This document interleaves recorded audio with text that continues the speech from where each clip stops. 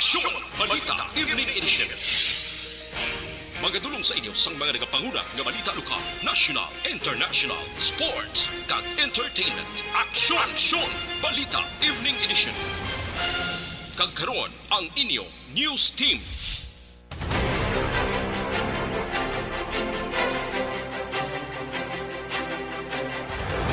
Maayong gabi Bacolod! Maayong gabi bugos nga bahin sang Western Visayas. Welcome na sa Aksyon Balita Evening Edition.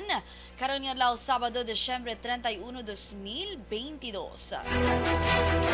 Sa ngalan sa mga regular nga anchorman, kaupo niyo naman karon si Aksyon, Eden Aboso. Para sa mga Pangulong dinala nung nakita sa mga balita lokal, alternative noise maker ginsuwestyon sa PHO sa baylo sa pagpalupok sang firecrackers.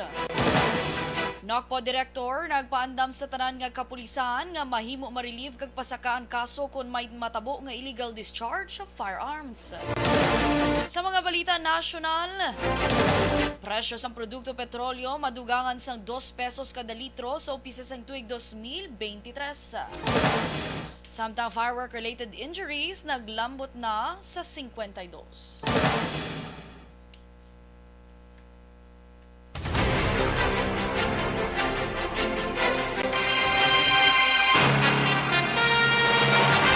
Sa detalye na sa mga balita lokal,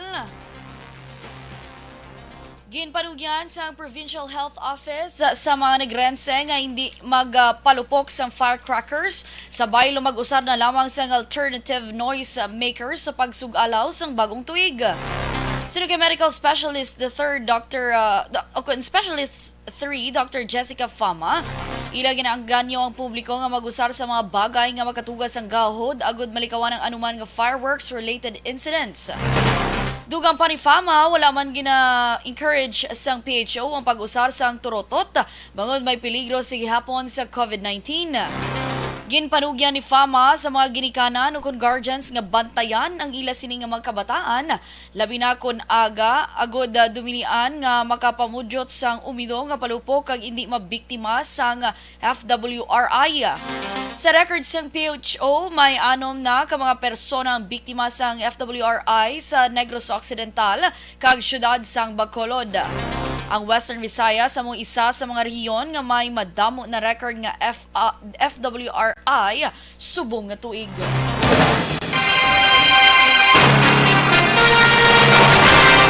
Nag-aapelar naman si Bacolod City Police Office Director Colonel Thomas Joseph Martir sa mga nagapanag-iya sang armas nga likawan ang pagpalupok sang armas agud wala sang mabiktima sang indiscriminate firing sa New Year.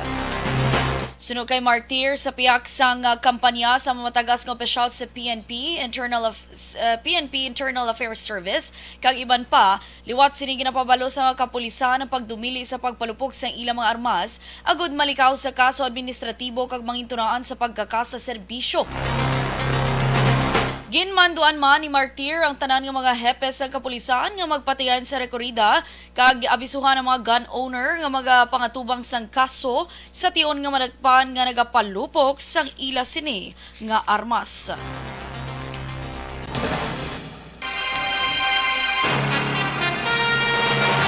Sa dugang pa nga balita lokal, nagpaandaman si Negros Occidental Police Provincial Office Director Colonel Leo Pamitana sa tanan nga mga Chief of Police nga ma-relieve sa ila posisyon sa tion may kaso sa indiscriminate firing sa ila tagsa ka mga nasakupan. Sunod kay NOCPO PIO Lieutenant Judices Catalogo sa pinakauli nga mando ni Pamitan sa mga kapulisan sa probinsya, ginmanduan sini nga magpatiyan sa rekorida kag ipabalo sa mga responsible gun owners nga likawan ang pagpalupok sa ilang mga armas agud wala sa mga biktima sa stray bullets sa pagsugalaw sa bagong tuig. Ginpatag man ni Catalogo nga sa mando ni Pamitan sa tion nga may matabo nga indiscriminate firing sa ilang nga lugar. Dapat gilayon masolbar ang kaso agud hindi mapasakahan sa nagkakaigo nga kaso ang hepe sang kapulisan.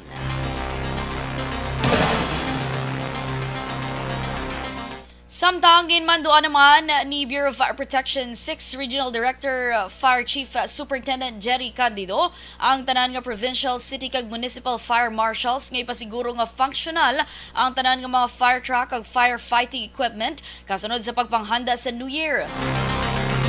Sunog kay Candido, handom siniyang zero fire incident sa pagsugalaw sa bagong tuig. Rason nga iyaman ginmanduan ang mga miyembro sa Bureau of Fire Protection nga mangin alerto kag mangin mabinantayon sa tanan nga tion sa posible magaluntad nga sunod tugas sang palupok. Nag-aapelar man si Candido sa mga pumuluyo sa ilang kooperasyon sa BFP kag nagapangabay nga kuhaon kag tandaan ang mga hotline numbers sang fire station sa ilang nga lugar kag gilayon nga magtawag sa tion sang emerhensya.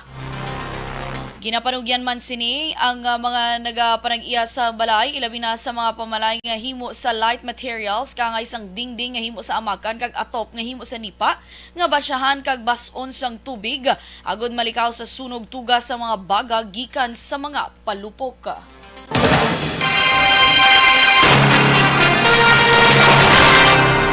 Sa dugang pa nga balita lokal, ginkalipay naman sa mga negosyante sa siyudad sa Bacolod ang determinasyon nga ginpakita sa administrasyon ni Mayor Albi Benitez matapos ginmando sa bitaw ang pagpatuman sa kasuguan batok sa illegal parking umpisa sa palabuton nga Lunes, Enero 2, 2023.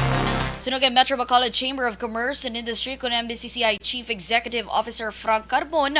Ini nga desisyon sa alkalde resulta man sa rekomendasyon nga ginhimo sa Bacolod Traffic Advisory Council sa din nangin miyembro man ang ila sini nga hanay.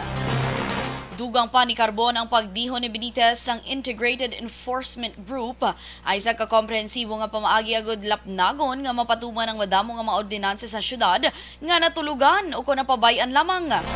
Bangod sini nagalaom si Carbon nga magadulot sa nga positibo nga resulta ini ang inisyatibo ilabi na sa pagsaulog sang tuig 2023.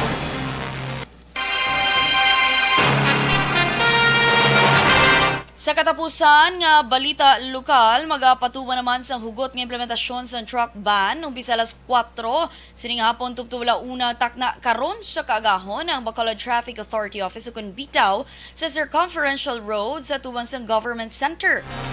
Suno kay Bitaw Head Major Junji Liba, iningatikang ang nagatuyo nga mapasiguro ang katawhayan sa trapiko sa lugar angot sa patigayunon nga New Year's countdown sang lokal nga panguluhan sang syudad sa Bacolod. Dugang pa ni Liba liwatman nga mangin one-way scheme ang exit points ng NGC agod malikawan ang pagginutok sa mga salakyan sa bahin sang parking area. Panugyan pa sini sa publiko nga luyag makigbahin sa New Year's countdown kag raffle draw nga kung mahimo likawan na lamang ang pagdala sa salakyan sa NGC bangod mas sa hatagan nila sang prioridad sa parking area ang mga dinapit nga mga bisita o kon VIP.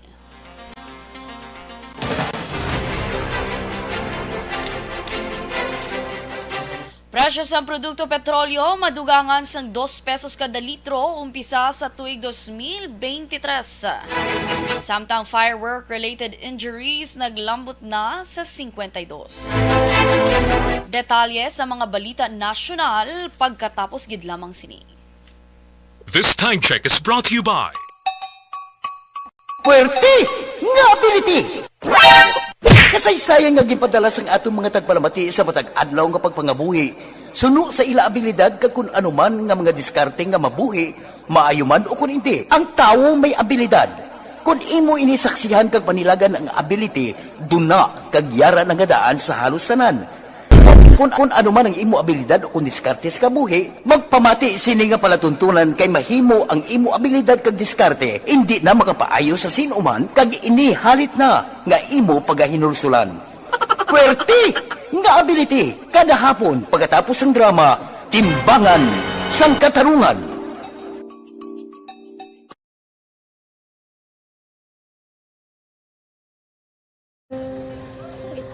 Sana, ano nang nahuya, ako makulang. Ay, siyempre, pigado, tas, kay, ano ko sila, madisurbo ko sila lang, tapos kita, kakulbaan ko kay, basi, hindi ko mapasar kay.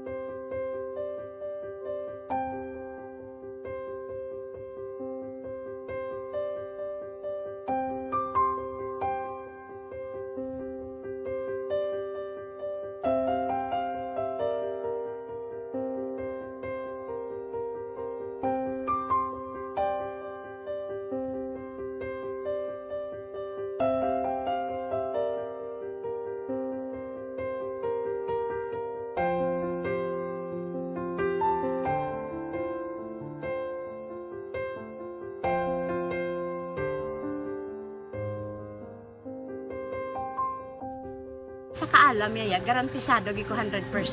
Pero ang kapigaduhon, ang maginanggaduso, nga do, hindi yagin matuman ang handog niya. Pero permedi siya, gaano sa Ang inyo? permi gid siya, kaya hinablos ko siya. Pero Oo. bali, hindi man ko kabulig siya financially. Tisa mo na lang nga paagi, kagisa, kung kisa, bibi, kung magdunganay kami sa motor sa ako, pliti, gamay lang nga bagay. Mo lang. Gawlam sa kano sa imo cellphone, sa imo Nahulam sa cellphone ko. Pero kung kisa, hindi ko mamapulam. Kami hinablos man ko ba online man. Oo. Ikinanglan niya man ang cellphone. Kisa ga complex sila nga duwa. But so, ikaw nagpadala sang message Oo, para sa ako ano. nagpadala sang Kasi wala message. man siya magamit, no? Mm. Pero sang last time, ginabantayan nyo gidman ang result na. Oo, pero may kuya ga monitor sa result. Kami si mama, kasi si papa, si buong ko. Bantayan nyo da akong kapanglaba ko. Bantayan nyo gidayang ang babatian nyo. Kung nadala kami o kunwais. Ang nag-confirm na sa ako niya kung ano address ko. Doon nalipay, nagig ko kay basit siya ko. Nadala, nagig kami nga. May pamangkot lagi daw. Oo. Nakabudlagid kun online, mas nami sa nga face to face kay kami dahil wala kami connection kay pigado lang kami tas nabudlayan sa mga gadget pero si Bong piyapin ako okay na miskilan ako Okay, tapos kagid. gusto ko makatapos sa eskwela biskaan may COVID pa tapos nun Tapos sa mga skila. Last time, ang na do medyo emotional ka kay gaabal mo gapanghulam ka lang phone. Anong gakatabo kung maghulam ka lang, ano, kung magklase di? kung kisana ano nang nakuya ako makulam ay may pigado tas ay kay ano ko sila madisurbo ko sila wala tapos kita nakakulbaan ko kay basi hindi ko mapasar kay wala ko ano hindi ko per may makamit tapos nakulbaan ko per may kung mag-test kay may time limit tapos ang connection pa dan per may sakon kag hindi ko masyado makita kay isa blurred man ang cellphone niya mga ginagamit ko siya wala sa nakulbaan ko per may basi hindi mo ko madala sa tab siyempre kay Aksyon Radyo Philippines, Standard Time, alas 6:14. Detalye na sa mga balita nasyonal.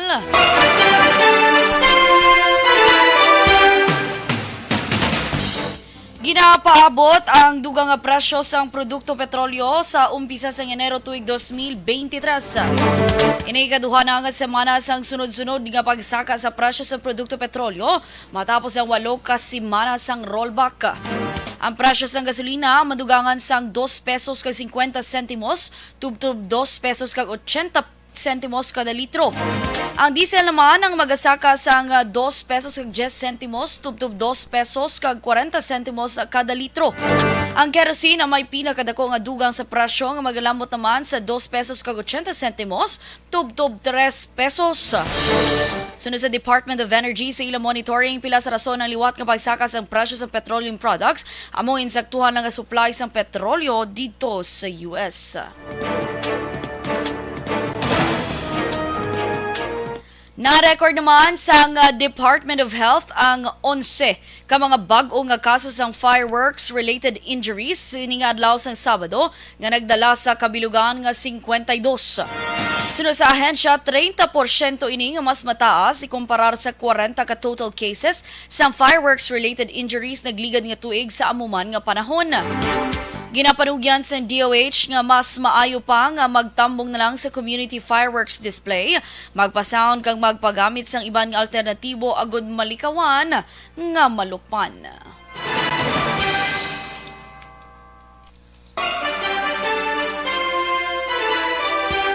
Samtang ginapangabay naman sa Philippine National Police sa publiko nga i-report sang mga pumuluyo sa otoridad ang sinuman nga nagalapas sa pagsulundan nga ginpagwas ng gobyerno nasyonal angod sa insakto nga paggamit kag pagbaligya sang mga palupok.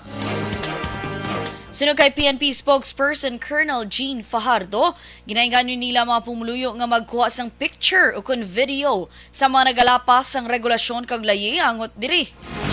Dugang pa ni Fajardo may mga police hotlines naman nga ginapanghatag ang mga police stations para madasig kag mahapos sila makareport kag ilayon man makaresponde ang kapulisan. Ang mga palupok nga ginadumilian among palupok nga masobra sa 0.2 grams, oversize nga palupok ang isang super lolo, giant whistle bomb, hindi tuman kanubo ang pabilo apang hindi man tuman kalaba, gin-import nga finished product kag mixtures ng phosphorus kag sulfur nga may chlorate. Ginpanumduman ni Fajardo sa nga kada barangay ang mayara sang designated firecracker display zone kag community display area.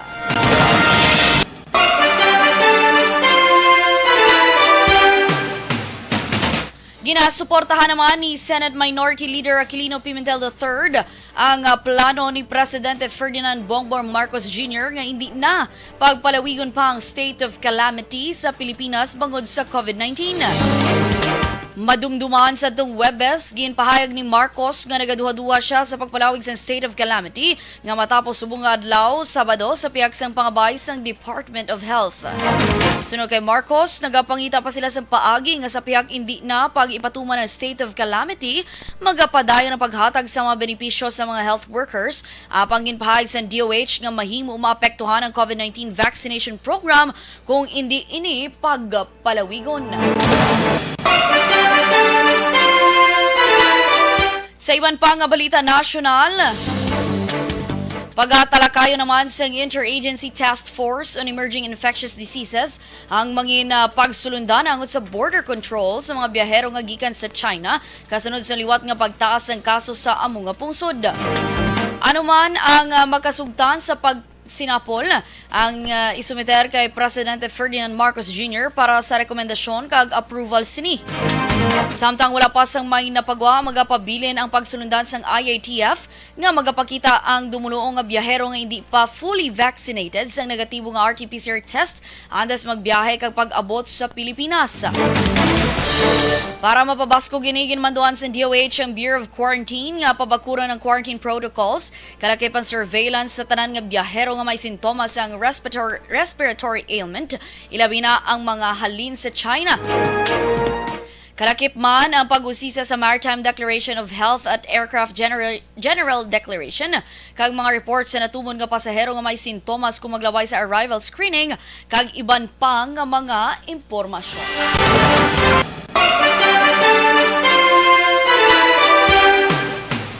Halos malambot na ang target population para sa pagpabakuna batok sa COVID-19 matapos magka-record ang Department of Health ng 94.45%. Sino kay DOH Officer in Charge Dr. Maria Rosario Vergere, sa kabilugan yara sa mas sobra 73.7 milyones ang bakunado sa Pilipinas o kung 94.45% sang targeted o kung eligible population. Sa nasambit nga record, 21.1 milyones kamatawo ang nakabato na sang booster dose. Yara naman sa 3.7 milyones ang may second booster shot. Nagapadayon sa gihapon ang gobyerno sa pagpabakuna sa pumuluyo agad mas madamo pa maprotektahan batok naman sa COVID-19. Sa dugang panaton nga balita nasyonal, ginmanduan naman sa National Privacy Commission ang telecommunication companies nga maghimo sang separado nga page para sa ila promo angot sa SIM card registration. Ini ang ginanunsyo sa NPC matapos ang katahap sang pila ka mga users nga gamiton ang ila personal data para sa marketing, profiling o sharing sa third-party partners may angot sa SIM card registration. Una na nga ginmanduan sa National Telecommunications Commission ng pila ka telcos nga ipathag ang dugang nga options nga nabutang samtang nagaparehistro sang SIM card. Sunod sa NPC, ginmanduan ni Privacy Commissioner John Henry Naga ang mga telcos nga ilakip sa separado nga page ang mga notices kag tick boxes nga hindi related sa SIM card registration. Dugang sa NPC ang Smart kag Globe ang nagpahayag sang ila dugang nga tick boxes kalakip ang promotional nga optional. Ang dito nagsiling nga hindi sila magpahamtang sang check boxes nga nagapangayo sang consent para sa marketing, profiling o kon sharing sa third-party partners. Pahay pa sa NPC nga ginapasiguro ang mga telcos o nga mayara sang option ng mga users sa pag-opt-out sang receiving promotional alerts sunod sa NPC. Dugang pa sang komisyon, padayon sila nga magpakig-angot sa telcos kag iban pang stakeholders para sa maayo nga pagpatuman sa SIM card registration bill.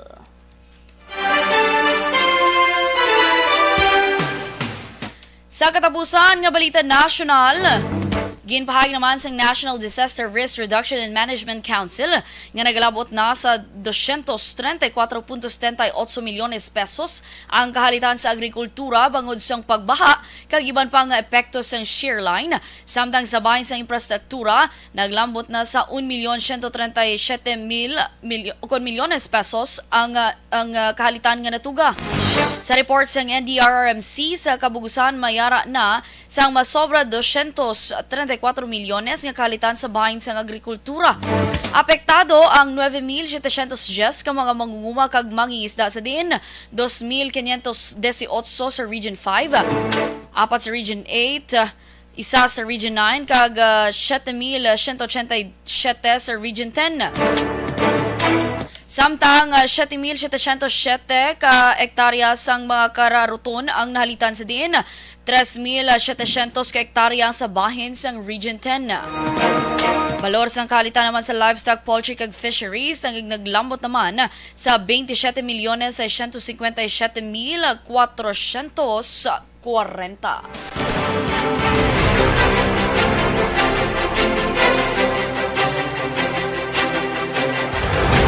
Good evening, nanay, sa aton sinima ka-aksyon.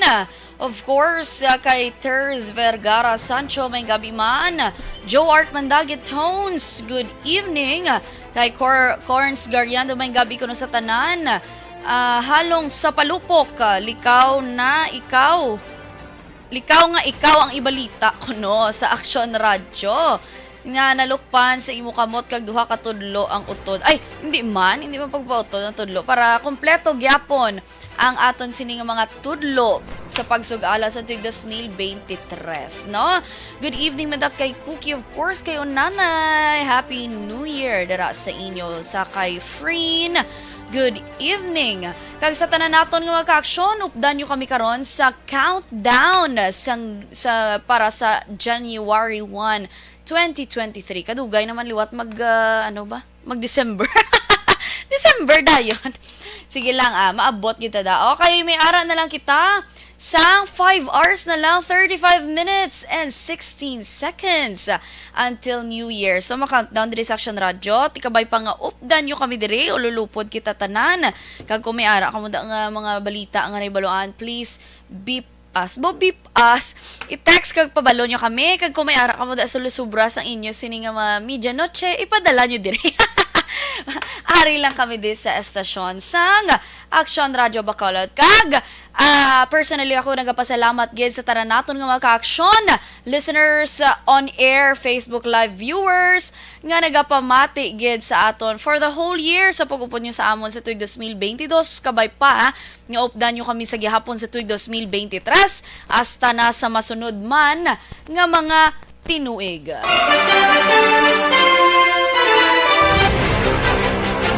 Aksyon Radio Philippines Standard Time alas 6:25. Kag inyong nabatian ang detalye sa mga balita lokal kag national diri lang sa Aksyon Balita Evening Edition sa liwat subong adlaw Disyembre 31, 2022.